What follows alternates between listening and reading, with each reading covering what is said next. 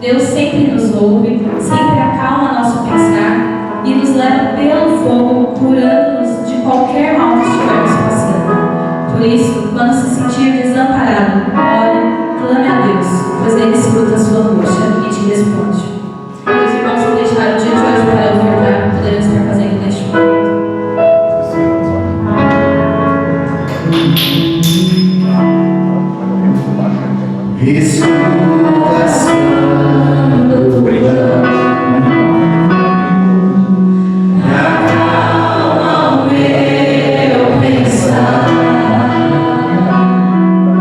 Me levas pelo fogo.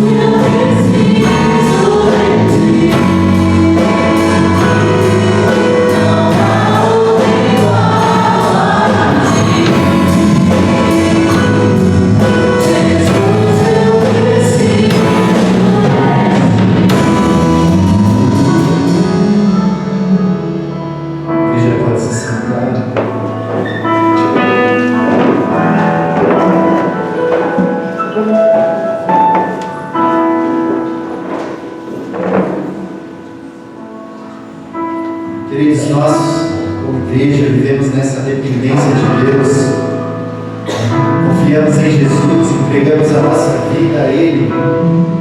Nós somos esse povo que caminha juntos, unidos pela fé, no mesmo sacerdote, no mesmo Redentor. Sabemos que o cuidado de Jesus é real para comigo, para com você. E somos também o apoio do outro, o apoio mútuo. Nós somos a igreja que tem esse ministério de encorajar um ao outro a continuar seguindo a Jesus. Jesus, então, apesar das nossas diferenças que temos, mas Jesus é Ele que nos une, e Ele é muito maior do que as nossas diferenças. Nós somos essa família da fé, chamados para viver essa realidade do amor de Deus nos nossos corações, do amor de Deus uns pelos outros, e um apoiando o outro a viver a dinâmica da fé. Hoje Jesus nos chama para renovar a nossa aliança de amor com Ele, renovar o nosso voto de dedicação a Ele e também de amor entre cada irmão aqui. Vamos cantar essa verdade. Jesus é a nossa aliança.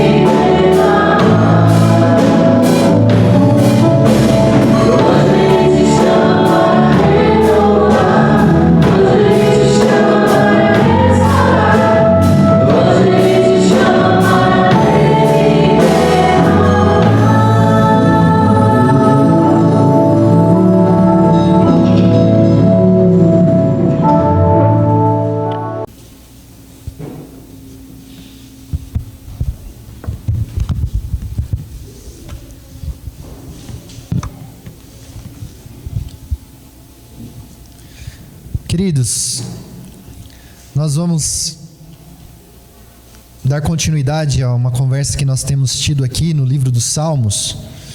E hoje nós vamos olhar para mais um pequeno salmo, salmo de número 133.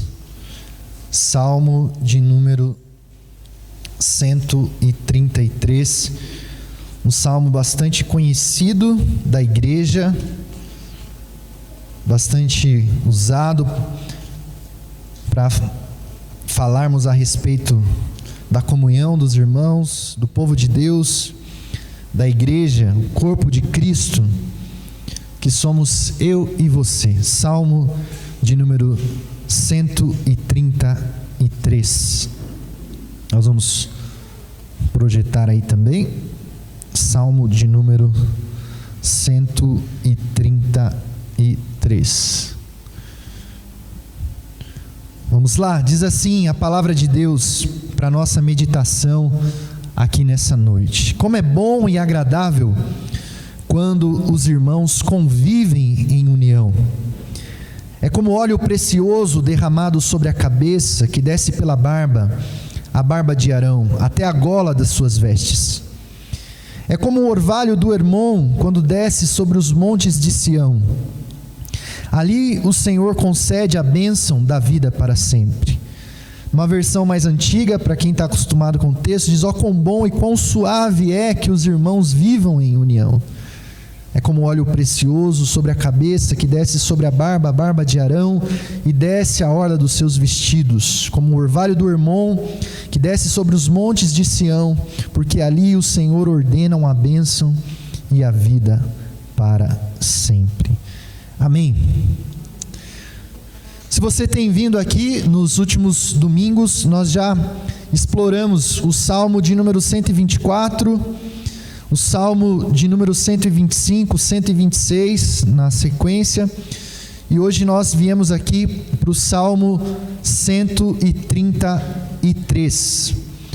E você então já sabe muito bem que estes salmos fazem parte do bloco que nós chamamos de salmos de peregrinação.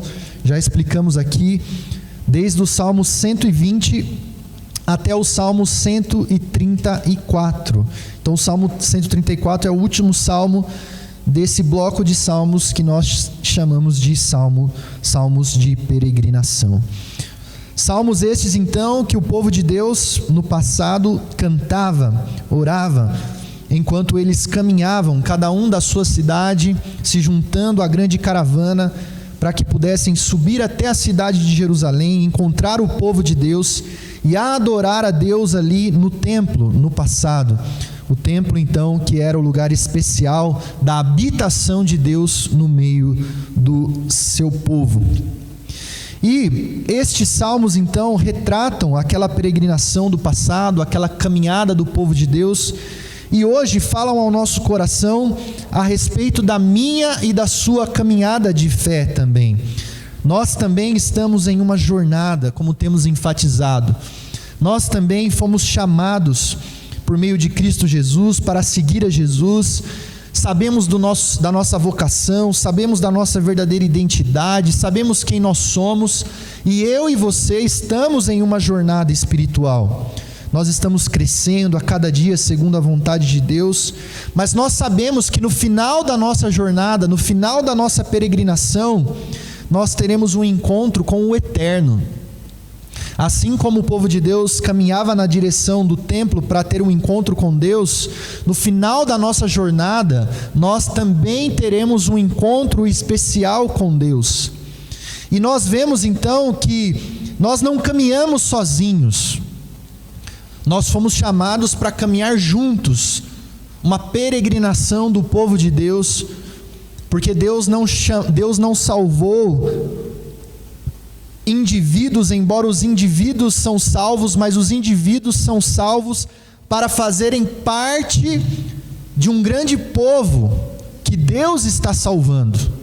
Deus está salvando então pessoas de toda tribo, de toda raça, de toda língua, de toda nação. E um dia todo esse povo que está sendo salvo por causa do sangue do Cordeiro, um dia estarão lá na presença de Deus para vivermos como uma grande família, celebrando a grandeza do Pai, a bondade do Filho e nos alegrando na alegria do Espírito Santo de Deus.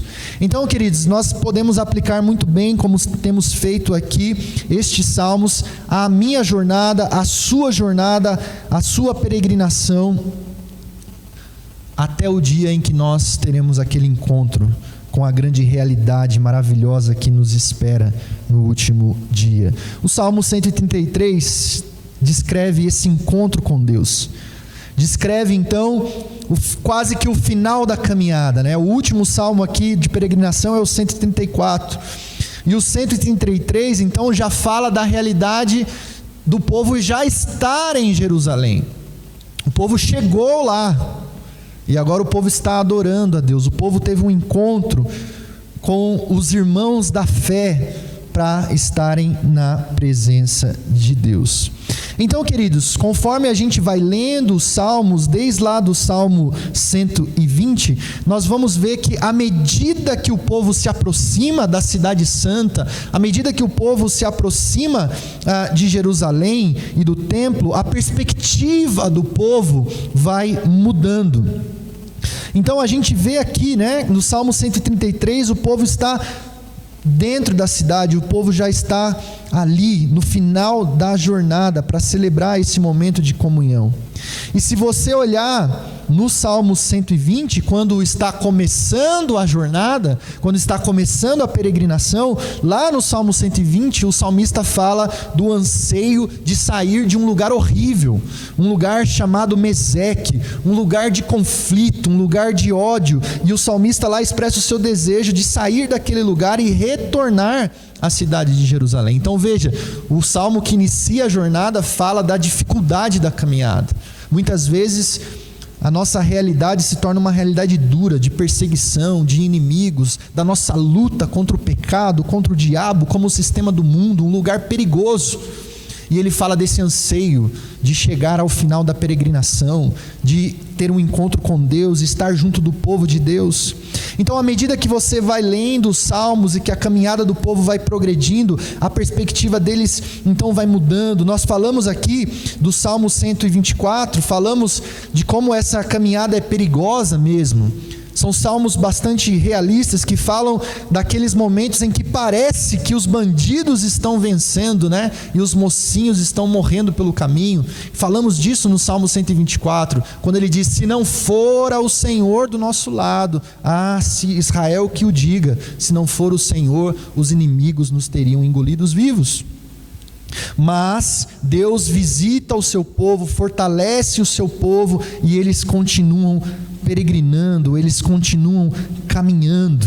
Na semana passada nós falamos, né, de como nós experimentamos alegrias com a visitação de Deus, com a restauração de Deus enquanto caminhamos, mas ainda assim choramos por outras causas e por outros motivos. Mas aqui, quando chegamos no Salmo 123, algo maravilhoso está acontecendo, porque o povo de Deus suportou todas as lutas da caminhada. O povo de Deus passou por todos os sofrimentos da caminhada. Deus manifestou a sua graça, protegeu eles durante a peregrinação, e agora que eles estão aqui reunidos como nação, como povo de Deus, como família da fé, e eles podem desfrutar da alegria que é a comunhão com os irmãos, de adorar a Deus juntos. Então eles entendem que esta peregrinação é recompensadora. Eles entendem que valeu a pena, valeu muito a pena, e agora eles se alegram na presença de Deus. Enfim, eles descobrem como valeu a pena manter a fé, guardar o coração puro e chegar na presença de Deus. Então, queridos, isso também é verdade para mim e para você. Vai valer a pena. Eu sei que às vezes a gente fica bastante entristecido, como falamos, com realidades que nos cercam, mas no final da nossa peregrinação, queridos, vai valer muito a pena. No final da nossa jornada, o nosso coração irá se encher de alegria, porque existe um futuro bom que nos aguarda. E nós teremos um encontro com o nosso amado, com o nosso querido Jesus.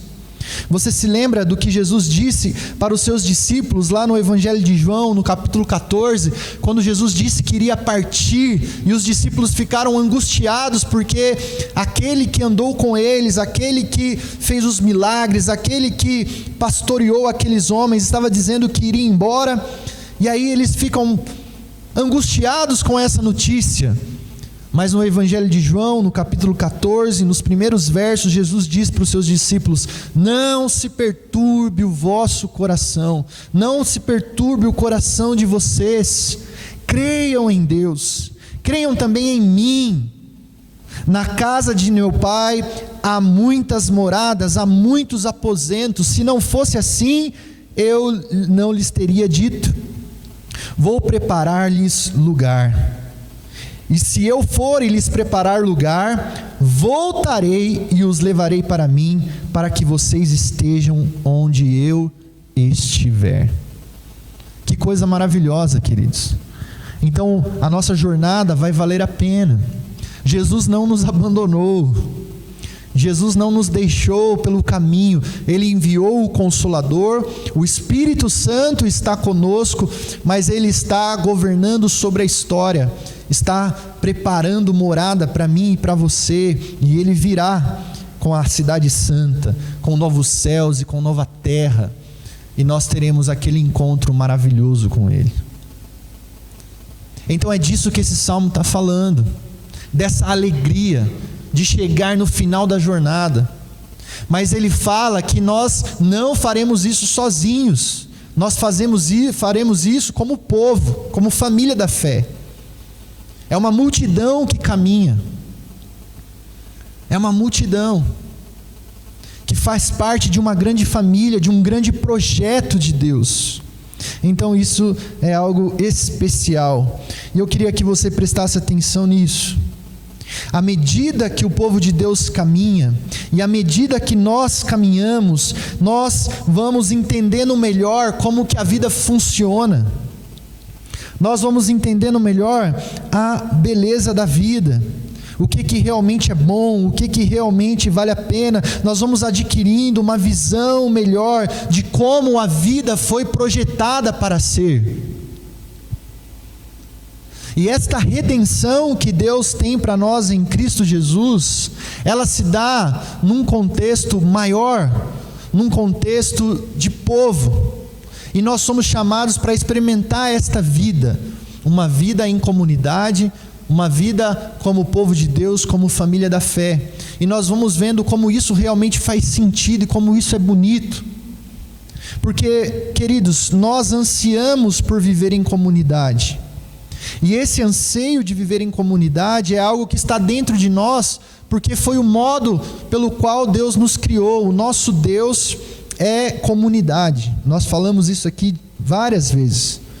O nosso Deus, Ele é um na sua essência, mas Ele é uma comunidade de pessoas. São 3 pessoas: o Pai, o Filho e o Espírito Santo. E como nós somos criados à imagem de Deus, então Deus compartilhou conosco esse desejo de viver em comunidade, esse anseio de formar família. E aí, no projeto da redenção, Deus inclui uma família estendida, que é a família da fé, que é a igreja, que é o corpo de Cristo. Então, dentro desse plano de salvação, dentro desse plano de resgate de Deus, quando Deus nos alcança em Cristo Jesus, Ele nos chama para viver dentro de um corpo, dentro de uma comunidade, dentro da igreja, dentro dessa família maior, que é o povo de Deus. Então, queridos, quando nós experimentamos a vida comunitária, a vida na igreja, a vida como povo de Deus, nós vamos experimentando um pouquinho do sabor que será a eternidade. Quando você experimenta a alegria de pertencer a uma grande família, que está sendo salva, redimida, protegida, cuidada por Deus. A alegria que é estar com os seus irmãos, a alegria que é experimentar não sozinho a redenção, mas com um povo. Quando você começa a entender a beleza disso, você começa a entender qual é o nosso futuro glorioso. Você começa a ter um gostinho da eternidade.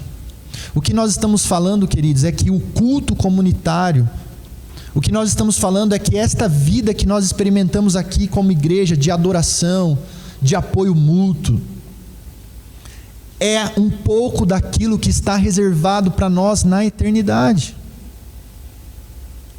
Talvez você ficou um pouco decepcionado agora, porque você faz parte de uma cultura individualista,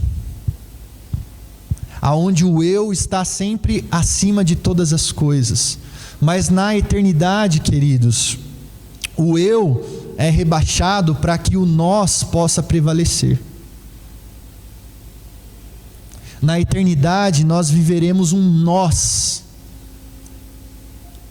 Nós iremos adorar a Deus juntos, numa grande família. E esse salmo diz para nós que isso é belo. Que uma das grandes belezas do cristianismo é este fato, de que pessoas diferentes, de que pessoas distintas serão uma grande família. Então, olha aí o que o versículo 1 diz para nós.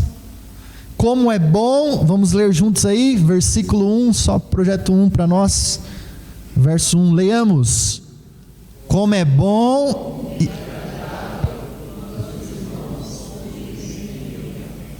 Então ele está dizendo que isso é bom, que isso é agradável. Quando nós convivemos em união, quando a família da fé, quando o povo de Deus experimenta a unidade, isso é algo agradável, isso é bom. Deus sonhou com isso, Deus projetou isso. E será assim na eternidade. Uma grande família, sem divisão, sem rancor, sem mágoa, sem inveja, sem ciúmes, vivendo o nós. Então, queridos, esse salmo expressa essa beleza do que é a família da fé, o povo de Deus se amando, vivendo em união. Queridos, mas aí a gente olha para a realidade, a gente olha para a Bíblia e a gente descobre como é difícil que uma família viva em união. Basta a gente ler a Bíblia e a gente vê, né, lá no Gênesis já começa a tragédia de Caim matar o seu irmão Abel. A gente vê também aquela história dos irmãos de José tendo inveja de José, ciúmes de José e vendendo José como escravo. Nós vemos mais tarde os irmãos de Davi tendo ciúmes de Davi. Nós vemos os próprios irmãos de Jesus tratando ele como um louco durante um tempo, desprezando o chamado de Jesus, não considerando quem era Jesus de fato. Então a gente descobre a dificuldade que é viver em família. É bom quando os irmãos vivem em união, e é realmente terrível quando isso não acontece. E o pecado, a queda, dificultou os relacionamentos, perturbou a paz, o shalom, a harmonia que Deus pede e quer de nós. E agora nós temos dificuldade, mas no projeto de redenção, Deus quer e está restaurando a nossa habilidade de viver em comunidade novamente. Então é parte essencial do cristianismo, queridos, aprender a se relacionar, aprender a viver comunitariamente. É parte essencial do cristianismo, porque nisso existe beleza, e nisso existe então um reflexo do caráter do nosso Deus, que é comunidade, e que vive em amor, vive em honra, vive em alegria, e Ele quer que vivamos assim também. Olha que coisa! Então, se você é alguém muito individualista, se você é alguém que quer viver isolado, você vai ter um problema com a eternidade. Porque lá não vai prevalecer o eu, mas vai prevalecer o nós, a família da fé, a comunidade, o povo de Deus. Então é muito bom quando os irmãos vivem em união, mas é terrível quando isso não acontece. Então, queridos, quando nós olhamos para a igreja, nós também vemos isso. Como é bom quando a igreja está unida, e como é terrível quando há divisão, quando há facção, quando há inveja na igreja. E infelizmente, os exemplos realmente são abundantes. Nós olhamos para a história da igreja e vemos o quanto a igreja se divide. E às vezes ela se divide por coisa pouca, por quase nada. Mas os irmãos se dividem, as igrejas se dividem. E isso é um triste testemunho para aqueles que não conhecem a Deus. Porque a união transmite a beleza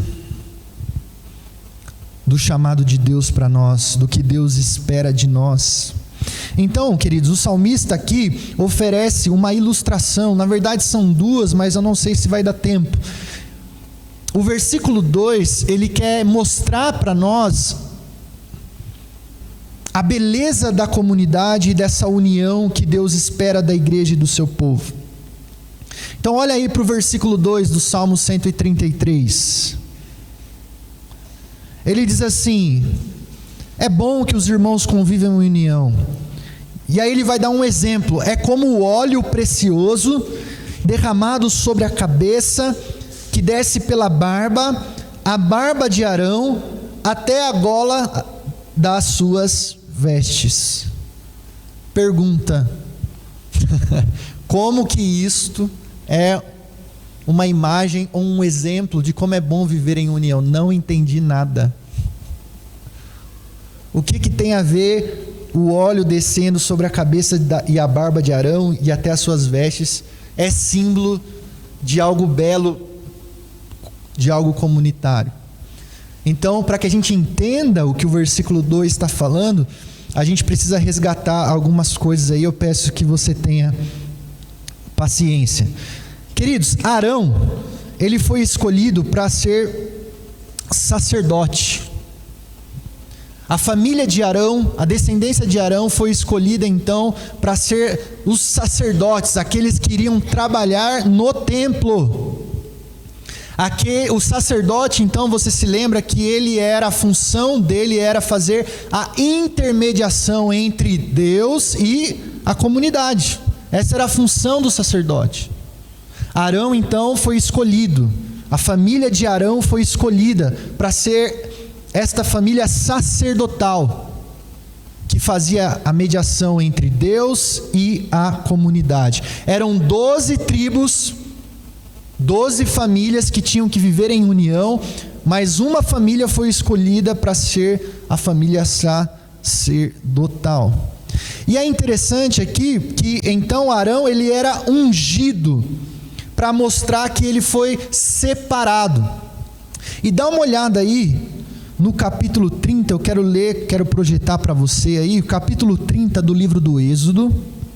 Capítulo 30 do livro do Êxodo, do verso 23 ao 25. Um óleo especial, um óleo muito especial, era derramado sobre a cabeça do sacerdote, para mostrar que ele estava sendo separado para uma função especial, a função sacerdotal. Então olha aí, Êxodo 30, 23 ao 25 diz assim: junte as seguintes especiarias. Olha que coisa, pega a receita aí: 6 quilos de mirra líquida, a metade disso, ou seja, 3 quilos de canela, 3 quilos de cana aromática, 6 quilos de cássia, com base no peso padrão do santuário, 1 galão de azeite de oliva, e faça com eles o óleo sagrado para as unções, uma mistura de aromas, obra de perfumista. Este será o óleo que? Sagrado para as funções. É o óleo, então, para ungir o sacerdote e ungir os utensílios que estariam ali a serviço do sacerdote. Então essa é uma receita especial de Deus. E este óleo não podia ser usado para absolutamente nada a não ser isto. Se você continuar lendo os versos 32 ao 33, vai falar isso. Verso 32 e 33 diz: não derramem sobre nenhum outro homem. Não faça nenhum outro óleo com a mesma composição. O óleo é sagrado. Assim vocês devem considerá-lo. Quem fizer o óleo como esse e usá-lo em alguém que não seja sacerdote,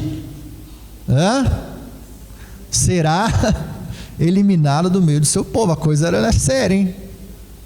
O óleo então era derramado sobre o sacerdote somente, para dizer que ele era especial para fazer a mediação entre Deus e o povo. Então olha que interessante, quando a pessoa sentia o cheiro daquele óleo, daquela mistura especial, quando a pessoa sentia o cheiro daquilo, ela já era automaticamente lembrada que ela estava diante de alguém especial, de alguém separado, de alguém chamado para fazer a mediação entre Deus e o seu povo. O cheiro então era um sinal de que você estava diante de alguém que Deus separou para uma função especial, ou um utensílio que Deus separou para uma função especial. O óleo também, queridos, ele era símbolo do Espírito Santo no Antigo Testamento, ou seja, Deus está capacitando o sacerdote para isso. Deus está derramando sobre ele uma unção especial para exercer este ofício. Então, o sacerdote se ajoelhava, o óleo era derramado sobre ele, as pessoas sentiam um cheiro disso, o cara ficava com esse cheiro pro resto da vida, porque é um óleo desse, né? Onde ele passava, todo mundo sentia aquele cheiro, né? Falava, esse aí é o sacerdote. E aí, conforme ele estava ali ajoelhado, o óleo derramava, vinha na cabeça, como diz o texto, vinha na barba e vinha nas vestes. Por que vinha nas vestes? E aqui está o detalhe, porque o sacerdote usava um utensílio especial no peito. Havia 2 pedras de ônix, e aqui no peito, nestas pedras, estava escrito o nome das 12 tribos de Israel. Ele era o representante das famílias de Israel. O óleo vinha sobre ele e automaticamente vinha também sobre as 12 famílias. E ele era o representante da união e da bênção de Deus sobre o povo. Então entenda isso. Ninguém mais podia fazer esse papel de sacerdote, só a família de Arão. Mas quando nós vamos para o Novo Testamento, o que acontece? Este sacerdócio do Antigo Testamento, ele ficou anulado. Porque nós precisávamos de um sacerdote que fosse melhor do que esses sacerdotes do passado. Por quê? Porque os sacerdotes do passado, eles também pecavam. Eles tinham que oferecer sacrifícios para eles primeiros, para intermediar Deus e o povo, para depois fazer um intermédio entre Deus e o povo. Porque eles também eram falhos. E aí vamos lá para o livro de Hebreus agora, rapidamente, para você entender. Hebreus capítulo 7, versículo 25 em diante. 25 ao 27. Olha só agora como que o Novo Testamento aplica isso. Portanto, está falando de Jesus.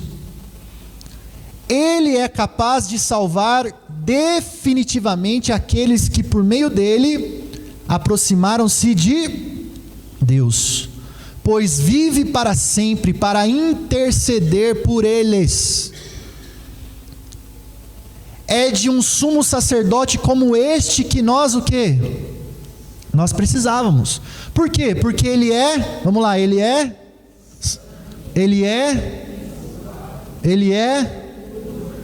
separado dos pecadores, exaltado acima dos céus. Agora o Novo Testamento está dizendo que quem é o sacerdote agora do povo de Deus? Quem é? Jesus. Jesus é o escolhido, é o sacerdote. Jesus é o ungido de Deus. É Ele quem nos aproxima de Deus. Todos nós só podemos nos aproximar de Deus por causa de Jesus. Por causa de Jesus, Deus é o nosso Pai. E se Deus é o seu Pai, então essa pessoa que está do seu lado e que confessa Jesus, ela é o que? Seu irmão. Se Deus é o seu Pai, essa pessoa aí é seu irmão. Ele está na família da fé. Então, essa é uma realidade espiritual básica. Se eu creio em Jesus, eu não fui salvo como indivíduo somente, eu fui salvo e fui incluído na igreja, no corpo de Cristo. E eu tenho irmãos. Todos aqueles que foram salvos por meio de Jesus são meus irmãos. A questão é, então, queridos, crucial para mim e para você. Eu posso não me dar muito bem com alguns dos meus irmãos. Eu posso não gostar muito daqueles meus irmãos, mas eles são meus irmãos. Porque nós temos o mesmo Pai e porque quem nos aproxima de Deus é o mesmo sacerdote que é Jesus. Então, não há como eu renegar a família da fé. Não há como eu dizer que eu não vou frequentar a comunidade. Não há como eu dizer que eu não vou ser parte da igreja, porque eu tenho problemas com os meus irmãos. Porque, goste eu ou não, são os meus irmãos. Queira eu ou não, são os meus irmãos. Eu não posso mudar essa realidade, porque só existe um que salva. E quando Ele nos salva, Ele nos inclui no corpo, na família, na comunidade, na igreja. Então, queridos, a questão na verdade não é a seguinte: será vou ser parte da comunidade da fé? Essa não é a pergunta certa. Será que agora que eu entendi que eu só posso ser filho de Deus por meio de Jesus, que Ele é o nosso sacerdote, que é Ele que me aproxima de Deus, será que eu vou ser parte de uma comunidade? Essa não é a pergunta. A questão, na verdade, é como eu vou viver esta realidade. Como eu vou fazer para ser parte dessa comunidade? Porque essa é uma questão básica. Ninguém pode ser cristão e não estar na igreja. Ninguém pode se dizer cristão e não querer viver em comunidade. Isso não existe. Não existe. Não tem como. Porque a eternidade é junto com a família da fé. Então, se você não gosta da comunidade da fé, você não pode estar na eternidade. É simples assim. Eu sei que o fato de sermos uma família não significa que sempre seremos uma família feliz. Lá na sua casa sempre é felicidade, Fábio? Tá tudo sempre bem, tudo só alegria, né? Lógico que não. A sua família tem problemas?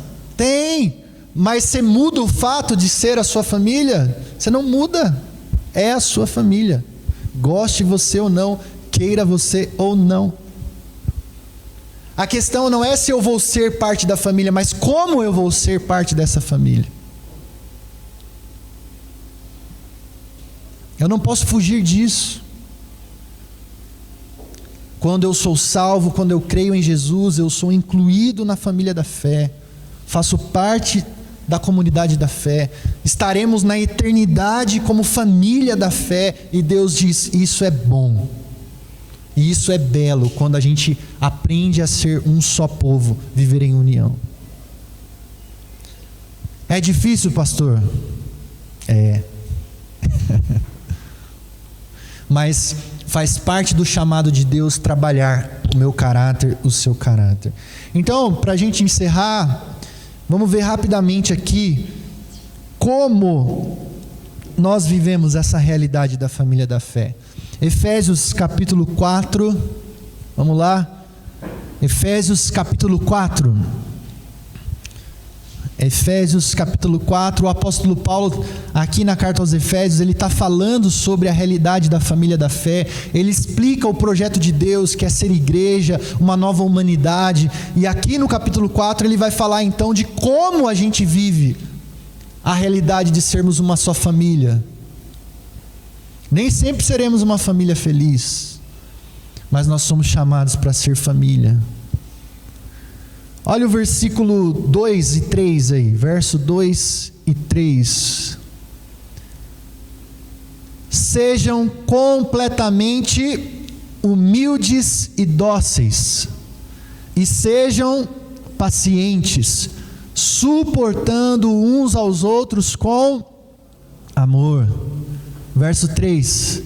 Façam todo o esforço para conservar a unidade do Espírito pelo vínculo da paz. Então, o que ele pede para a gente conservar? A gente tem que conservar o quê?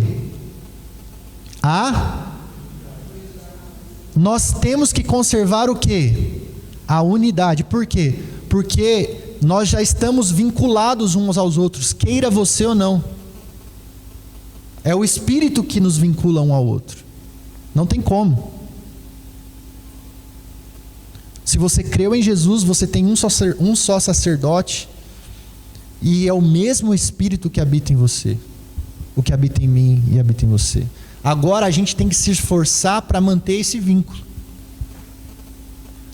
Eu posso brigar com meu irmão, separar do meu irmão, mas ele continua sendo meu irmão. Então o desafio é manter o vínculo, fazer todo o esforço. É fácil? Se fosse fácil não estava a palavra esforço aí, né? Então eu preciso ser o quê?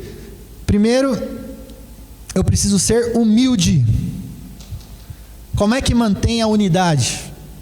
Primeira coisa, eu tenho que ser humilde.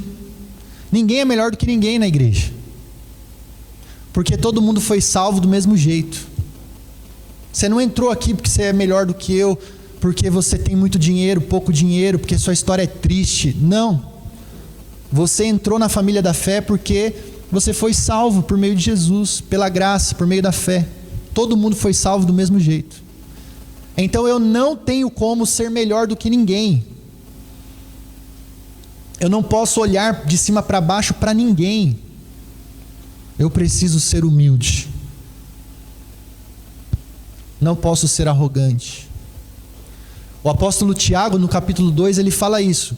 Ele fala assim, olha, se entrar alguém na igreja e essa pessoa for pobre e você desprezar ela, e depois entra alguém na igreja e essa pessoa é rica e você paparica ela, dá o melhor lugar para ela na comunidade, então você está fazendo acepção de pessoas. Ninguém é melhor do que ninguém. Não importa se ela tem dinheiro, se ela não tem, se ela tem uma história linda, se ela não tem. Todo mundo é irmão do mesmo jeito, do mesmo modo, por causa da graça de Deus por Cristo Jesus. Por isso, seja humilde. Outra característica, seja humilde. Seja manso. A ideia de manso, ela também transmite, como diz o texto da NVI, uma ideia de doçura. Seja dócil, seja manso. Na raiz da palavra, queridos, isso significa que você aprendeu a ser doce, você controlou os seus impulsos. Essa palavra ela era usada para um animal adestrado. Um animal adestrado que você dá o comando para ele e ele obedece. Essa é a ideia. Não é que você não se irrita, não é que você não fica bravo, porque na comunidade uma hora a gente se estressa e a gente fica irritado. Mas você aprende a controlar os seus instintos. Você doma a si mesmo. Você aprende a ser manso. Então a gente tem que aprender isso. Às vezes demora, né? mas a gente pode aprender. Com a ajuda do Espírito Santo, ainda mais a gente vai tendo o controle. A ideia aqui é que você aprende a lidar com as circunstâncias de acordo com o que ela exige. Ou seja, você não briga por qualquer coisa. Tem hora que a gente realmente precisa brigar mesmo. Tem hora na comunidade que tem que ter confronto. Mas você precisa saber dosar isso. Não é toda hora e não é por qualquer coisa. Imagina você ficar brigando por tudo, discutindo por tudo. É igual no casamento. Você aprende o que é sério e o que não é. O que dá para relevar, o que não dá. Então você tem que amadurecer. Seja dócil, seja manso. Mais uma característica lá. Seja o quê? Pacientes. A ideia aqui de paciência, queridos, é aquela ideia de pavio longo mesmo, né? É a ideia de que você aguenta o tranco. Você é alguém que mesmo que alguém te irrite, mesmo que alguém tente te machucar, mas você é forte para aguentar isso. Tem uma imagem que ilustra bem. Você já viu essa cena? 2 cachorros, um grande e um pequeno. Já viu isso? Um cachorro grande e um cachorrinho pequeno. O pequeno é chato. É o pincher. Ele se acha o valentão. Porque o pincher, ele acha que ele é um Doberman. Não sei se você já percebeu isso, né? Na cabeça do pincher, ele é um Doberman, né? Ele parte para cima, cara. Ele vê um cachorrão grande, ele vai para cima e morde as patas do cachorro grande. E aí o que o cachorro grande faz? O cachorro grande fica ali, né? Olhando para ele assim, tipo, O cachorro grande sabe que se ele der uma dentada no pincher, o que acontece? Já era, ele esmaga o pincher. Mas o cachorro grande, então ele também é paciente. Ele fala, rapaz, ele não aguenta uma, rapaz. Coitado desse cachorro. Então ele é paciente, porque ele sabe a sua força. E sabe que aquele coitado, ele tem um problema, né? Ele acha que ele é Doberman, né? Mas ele é pincher. Então isso é paciência, você aprende isso, calma. Queridos, tem gente chata na igreja, eu sei. Não é porque a pessoa foi salva que ela já virou assim a santa. Não, leva um processo. Demora. Você tem que ter paciência. Pense o quanto Deus é paciente com você. Quantas vezes Deus é paciente com você? Quantas vezes Deus te ensina novamente, te ensina novamente, te ensina novamente. É essa paciência para que a gente possa manter a unidade. E aí, ele fala, suportando uns aos outros com amor. Para encerrar, ele fala desse amor. Esse amor que é o amor forte, aquele amor que a Bíblia fala, né? O amor ágape. Então, às vezes as pessoas falam, eu só suporto as pessoas, né? Nossa, eu só suporto as pessoas. Não é isso que a Bíblia está falando. Suportar em amor é a ideia de que você, por mais que a pessoa não seja tão agradável assim, você deseja o bem para ela. Você faz para ela aquilo que é certo e não aquilo que o seu sentimento diz. É assim, o amor ágape é isso. Você procura agir corretamente, mesmo que a pessoa não mereça. Às vezes a gente passa por isso, né? Alguém na família está lá numa situação terrível. Dá uma vontade de falar assim, tá vendo? A pessoa se meteu nisso. Escolheu. Agora vai ter que pagar pelos seus erros. Não sei o que, a gente fica bravo com a pessoa. Né? A gente não quer ajudar. Mas, queridos, você ajuda muitas vezes não porque a pessoa merece. Você ajuda simplesmente porque o certo é ajudar. Isso é o amor ágape. Às vezes o filho não merece, mas você vai lá e ajuda. Às vezes o cunhado não merece, mas você vai lá e ajuda. Porque é o certo. Então é assim que a gente mantém este vínculo da paz. É isso que faz da igreja um lugar belo, quando os irmãos vivem em união. Porque a gente sabe que lá fora não é assim. Não é assim. Então a comunidade que Deus salva, ela é chamada para viver essa realidade. E com a graça de Deus, queridos, lá na eternidade, todo o pecado será tirado do nosso coração. Toda mesquinharia será tirada do nosso coração.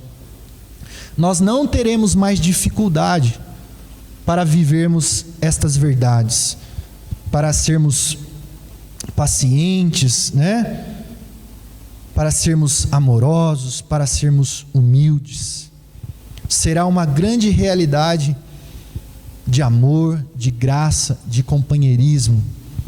E isso é algo realmente belo e maravilhoso. Que Deus te abençoe, que Deus te ajude e que nós, como igreja, possamos experimentar isso, porque isso já é um gostinho daquilo que está preparado para nós na eternidade. Amém. Vamos ficar em pé, nós vamos cantar mais uma vez.